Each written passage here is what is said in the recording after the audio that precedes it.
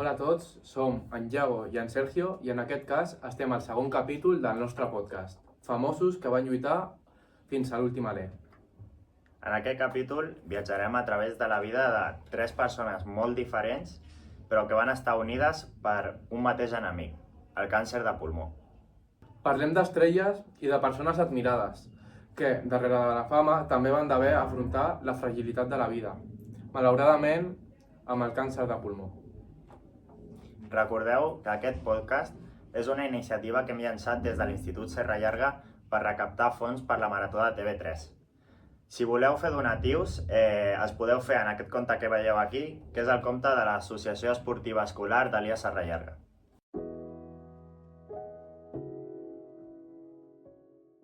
Començarem amb un personatge molt icònic, a l'àmbit musical del nostre país, com és Camarón de la Isla, que va ser nascut a San Fernando, a Cádiz, a l'any 1950, i aquest home, en Camarón de la Isla, va ser un geni de la música del flamenca, sobretot a l'àmbit flamenc.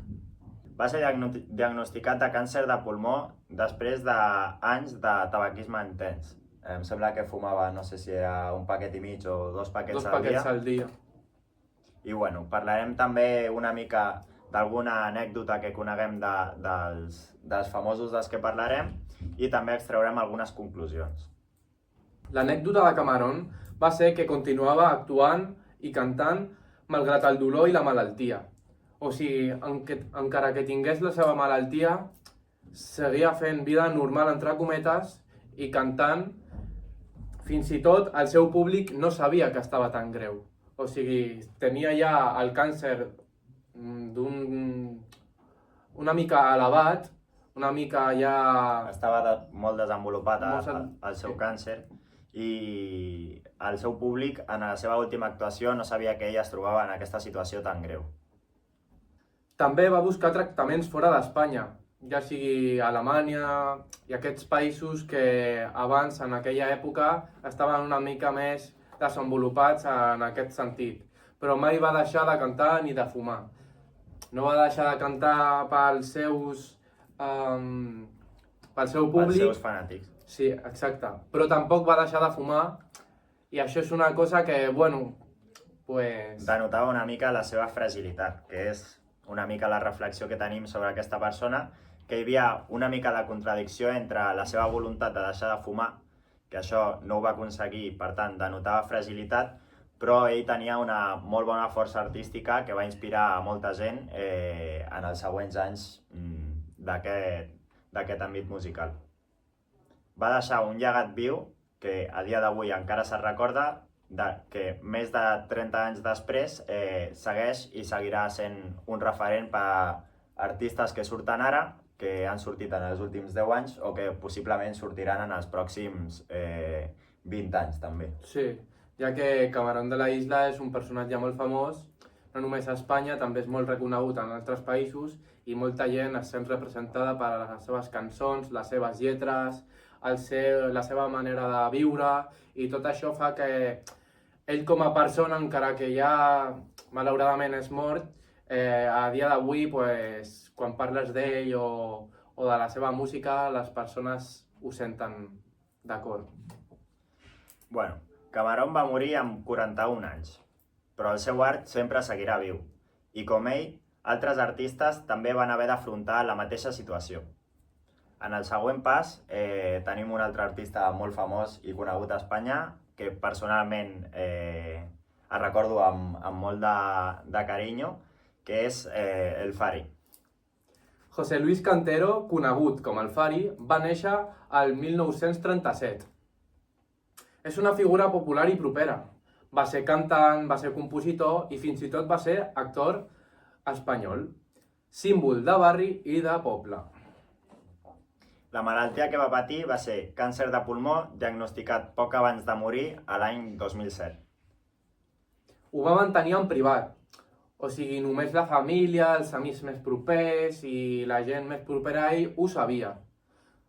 Però el seu públic o les persones una mica més allunyades no ho sabien del tot, ja que, com bé ha dit el meu company, en Iago, el càncer de pulmó va ser una mica abans de morir, o sigui, ja... Van detectar-li aquesta patologia quan ja es trobava en una etapa molt desenvolupada i pràcticament no va tenir gaire res a fer. Sí, no tenia molta solució, malauradament. I bueno, com a anècdota i record que sempre ens emportarem d'ell és que fins i tot malalt continuava cantant, animant a la seva gent i sempre estava de bon humor i tenia optimista, que creiem que és una cosa molt important, com vam parlar en el primer episodi, a l'hora d'afrontar aquest tipus de malaltia. Sí, perquè encara que tinguis una malaltia tan dura com és el càncer, i més el càncer pulmonar, pues has d'afrontar la vida d'una altra manera, has de somriure tots els dies i aquestes persones, pues, encara que tinguessin la malaltia, ho seguien fent. Són un exemple de superació clarament.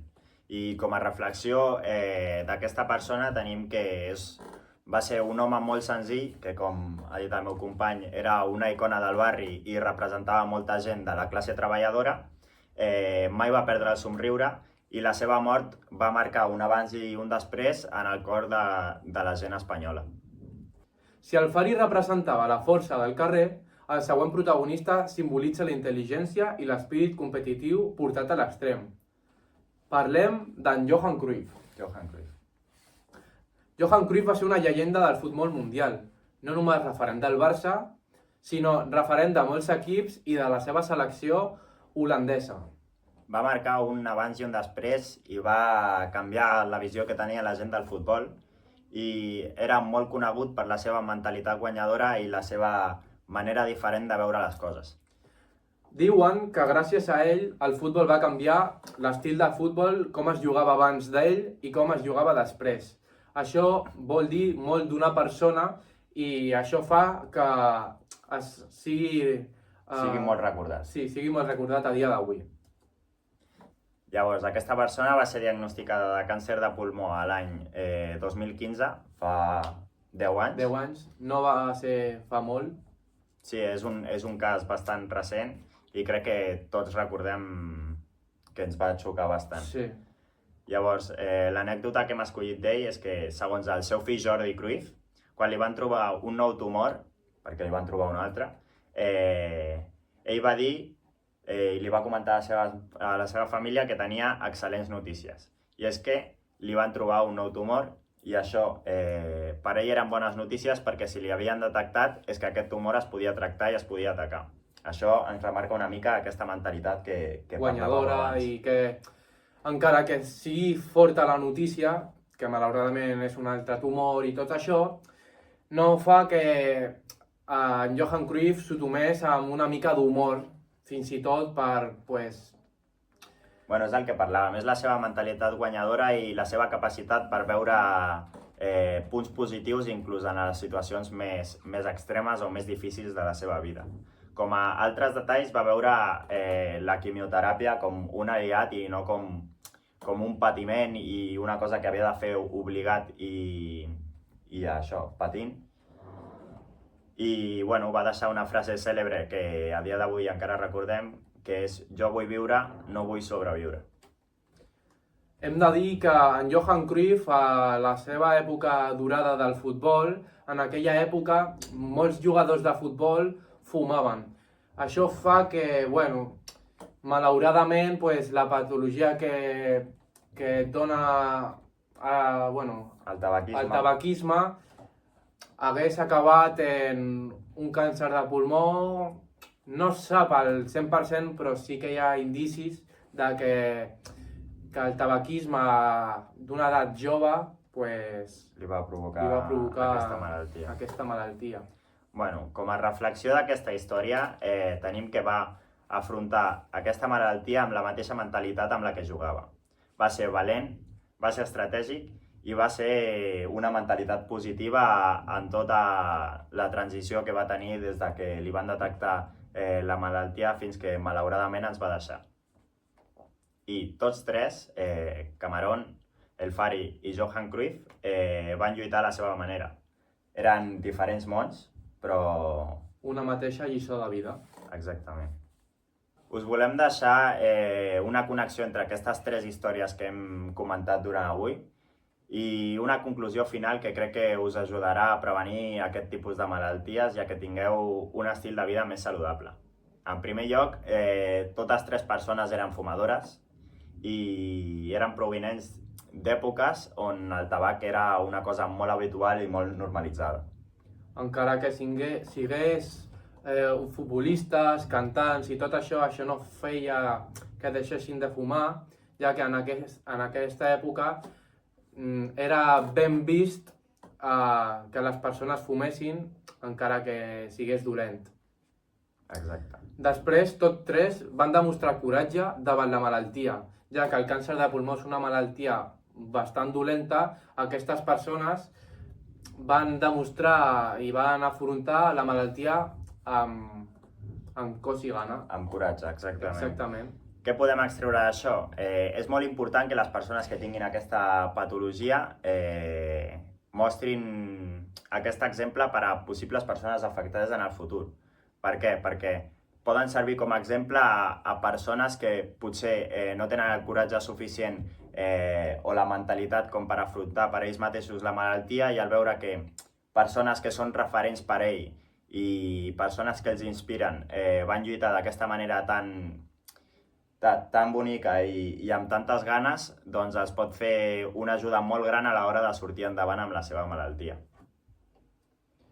I finalment, parlar del valor d'explicar aquestes històries per conscienciar sobre la salut i la prevenció, ja que, com hem dit abans, som fumadors i hem de conscienciar les noves generacions de que fumar no és un estil de vida molt bo, no hi ha que fumar, i això perjudica la teva salut i, com no, donar-te moltes probabilitats de tenir un càncer de pulmó. Pràcticament el 90% dels càncers de pulmó, com vam parlar en el segon episodi del podcast, provenen del tabaquisme. I fins aquí el nostre últim episodi del podcast, Respirar contra rellotge. Esperem que al llarg d'aquests 3 episodis hagueu estat còmodes o com a mínim us hagi semblat interessant la informació o les anècdotes que haguem pogut parlar entre nosaltres, i us recordem que podeu fer donacions en el número de compte de banc que tenim a sota. Tots aquests donatius seran enviats a la Marató de TV3 d'aquest any per lluitar contra el càncer. És una investigació per la cura contra el càncer. Fins aviat. Ens veiem.